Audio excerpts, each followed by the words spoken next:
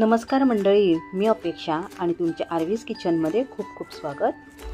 आज मी आपल्या किचनमध्ये पुन्हा एकदा गोव्यामधील एक रेसिपी घेऊन आली आहे. ही रेसिपी गणेशोत्सव असतो तेव्हा किंवा दिवाळीमध्ये किंवा सणावाराला केली जाते. तर आज मी इथे आंबाड्यापासून चटणी बनवली आहे. ही चटणी मिश्र अशी चवीची आहे, आंबट गोड तिखट, चवीला अप्रतिम लागते. चला तर मग रेसिपीला सुरुवात करूया.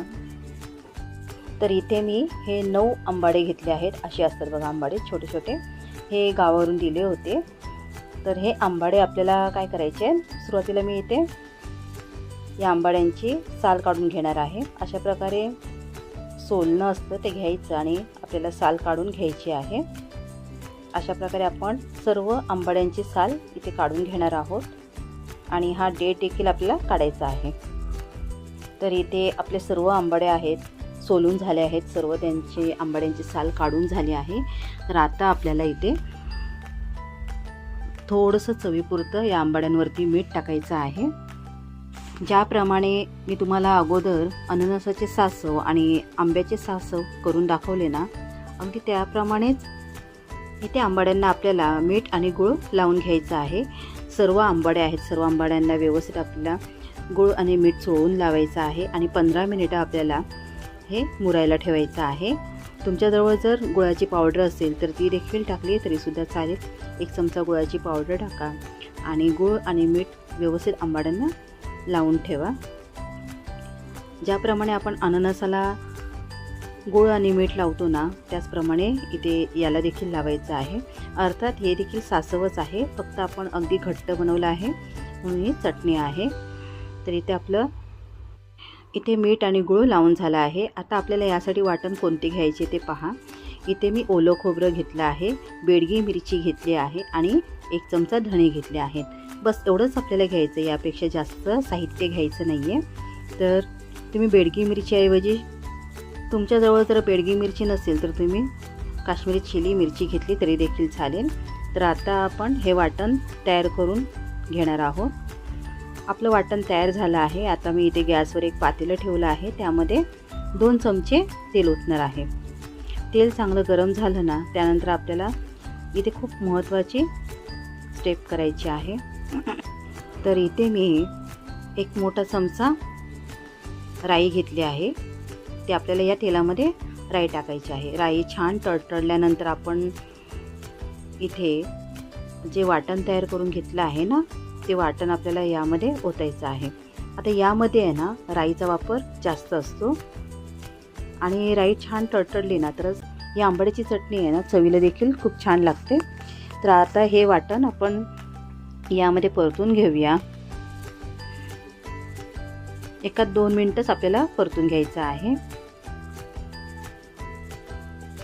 तुम्ही यामध्ये 7-8 मेथीचे दाणे देखील टाकले ना तरी सुद्धा चालतील. म्हणजे मेथी भाजून घ्यायची आणि त्या मेथीची पावडर करून घ्यायची. त्यामधील 1 चिमटी मेथी वगैरे जरी टाकली ना यामध्ये तरीसुद्धा चवीला ही चटणी फार छान लागते. आता यामध्ये मी अर्धा चमचा हळद पावडर आणि थोडं रंग येण्यासाठी मी 1 चमचा काश्मीरी चिली पावडर टाकली आहे.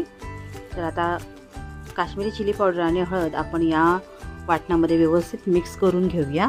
ज्या मिक्सरच्या भांड्यात आपण हे वाटण तयार केलं ना, त्याला मसाला लागला आहे, त्यामुळे त्यामध्ये पाणी ओतून त्यामधील मसाला आपण काढून घेणार आहोत आणि या वाटणामध्ये, म्हणजे आपण आता जे वाटण या पातेल्यामध्ये शिजवत आहोत ना, त्यामध्ये ओतणार आहोत. आणि जास्त पाणी ओतायचं नाही आपल्याला, कारण आपण इथे चटणी बनवत आहोत. चटणी ही थोडी घट्ट असते, त्यामुळे पातळ करून चालणार नाही. आता आपण यामध्ये आंबाडे आहेत ते टाकणार आहोत. त्यानंतर मी इथे गूळ घेतला आहे. गुळाचं प्रमाण हे तुम्ही तुमच्या आवडीनुसार कमी जास्त करू शकता. आंबाडे हे जास्त आंबट असतात, त्यामुळे मी इथे गुळाचा वापर त्यानुसार केला आहे. म्हणजे एक मोठा लिंबू असतो ना, त्या आकाराचे 2 मी इथे गुळाचे गोळे करून टाकले आहेत. त्यानंतर चवीपुरतं मीठ टाकूया आणि आपल्याला हे आंबाडे यामध्ये छान शिजवून घ्यायचे आहेत. मीठ हे थोडे बेतानेच टाकावे, कारण की आपण सुरुवातीला आंबाड्यांना देखील मीठ लावलं होतं, त्यामुळे मीठ टाकणार थोडं कमीच टाकायचं आहे. आता आपण हे आंबाडे छान शिजवून घेणार आहोत. तर त्यासाठी मी याच्यावर झाकण ठेवून 15 मिनिटे हे आंबाडे छान शिजवून घेणार आहोत. मध्यम आचेवर आपल्याला शिजवून घ्यायचे आहेत. तर आता इथे झाकण काढून पाहू शकता, छान अशी उकळी आली आहे आणि रंग देखील छान आला आहे आणि आंबाडे देखील छान शिजले आहेत. परंतु आपल्याला इथे अजून हे आटवायचं आहे, त्यामुळे मी झाकण ठेवून अजून थोडं आटवून घेणार आहे. आता इथे पाहू शकता छान अशी चटणी तयार झाली आहे. इथे आपली आंबाड्याची चटणी मस्त अशी तयार झाली आहे. इथे पाहू शकता आपली चटणी अगदी मस्त झाली आहे आणि सर्व मसाला छान असा आंबाड्यांना एकजीव झाला आहे. तर तुम्ही देखील नक्की करून पहा. आणि हे आंबाडे आहेत ना, शक्यतो गावीच मिळतात आणि पावसाळ्यामध्ये मिळतात. मुंबईला काही ठिकाणी जे मार्केटमध्ये वगैरे मिळतात. ही आंबाड्याची चटणी आहे ना, तुम्ही अशीच खाऊ शकता. अशीच खायला फार छान लागते. किंवा जर तुम्हाला भाताबरोबर खायची असेल, आवडत असेल तर तुम्ही तशी देखील खाऊ शकता. मी तरी अशीच खाते. त्याच्यावर चपाती किंवा भात वगैरे काहीच घेत नाही. चवीला अप्रतिम लागतं आणि ही गोव्यामध्ये अगदी प्रसिद्ध अशी रेसिपी आहे. तर तुम्हाला जर माझी आजची रेसिपी आवडली असेल तर नक्की लाईक करा. जास्तीत जास्त तुमच्या मित्रमंडळींना, नातेवाईकांना शेअर करा.